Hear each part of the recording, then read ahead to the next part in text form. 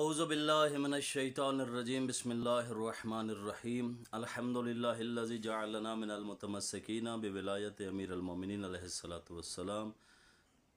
السلام علیکم مومنین، کیسے؟ امید کرتے ہیں آپ خیریت سے ہوں گے۔ دعا ہے خداوند متعال آپ کو ہمیشہ صحت و سلامتی اور درازی عمر عطا فرمائے۔ جیسے کہ آپ کو پتہ ہے ماہ ذی الحج کا مہینہ چل رہا ہے اور عید غدیر کے بعد عید مبہلہ قریب آ رہی ہے، تو عید مبہلہ کا ایک بہت بڑا اسم اعظم ہے۔ اگر آپ یہ اسم اعظم تلاوت فرمائیں گے تو خالق کائنات آپ کے گناہان کبیرہ و صغیرہ معاف فرمائے گا اور آپ کے مرحومین کے درجات بلند فرمائے گا۔ چونکہ عید مبہلہ وہ عید ہے کہ جس دن رسالت مآب صلی اللہ علیہ وآلہ وسلم نے پنجتن پاک کی صداقت کی گواہی دی، اللہ کے قرآن نے، اور آیت مبہلہ نازل ہوئی۔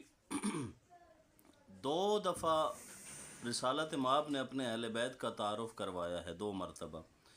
ایک مرتبہ اس ٹائم تعارف کروایا ہے کہ جب حدیث کسا نازل ہوئی ہے۔ جب آپ حدیث کسا پڑھتے ہیں تو اس میں یہ سارا تذکرہ ہے کہ رسالت مآب نے اپنے اہل بیت کا تعارف کروایا۔ اور دوسرا، نجران کے عیسائیوں کے سامنے رسالت مآب نے اپنی اہل بیت کا تعارف کروایا ہے۔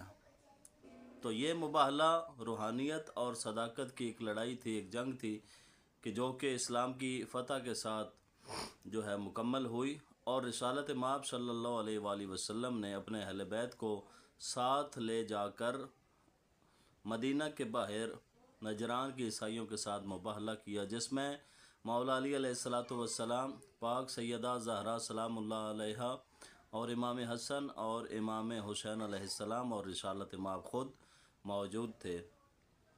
تو یہ روحانیت اور صداقت کی ایسی لڑائی تھی کہ جس میں صرف وہ سچے گئے تھے کہ جو ماں کی گود سے لے کر لحد تک، بلکہ روز قیامت تک جو ہمیشہ سچے تھے، کہ جن سے زندگی میں کوئی بھی گناہ سرزد نہیں ہوا، یہ ایسے سچے تھے۔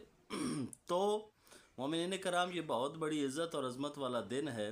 تو اس دن کا جو اسم اعظم ہے وہ یہ ہے کہ آپ نماز کے بعد درود پاک کی کم سے کم ایک تسبیح ضرور پڑھیں اور اس کو ہدیہ کریں محمد و اہل بیت محمد علیہ الصلاۃ والسلام کی بارگاہ میں، اور ان کے وسیلے سے خالق کائنات سے دعا مانگیں تو یقیناً آپ کی ہر دعا قبول ہوگی۔ اگر آپ کے رزق میں کمی ہے تو اپنے رزق کے لیے دعا مانگیں، اگر آپ کے پاس اولاد نہیں ہے تو اولاد کے لیے دعا مانگیں، اگر آپ کے پاس کسی اور چیز کی کمی ہے تو آپ اپنے وہ چیز مانگیں، اگر آپ کے پاس علم کی کمی ہے، اگر آپ کے پاس دولت کی کمی ہے، اگر آپ کے پاس کسی اور چیز کی کمی ہے تو آپ دعا مانگے، خالق کائنات آپ کی یہ دعا قبول اور منظور فرمائے گا۔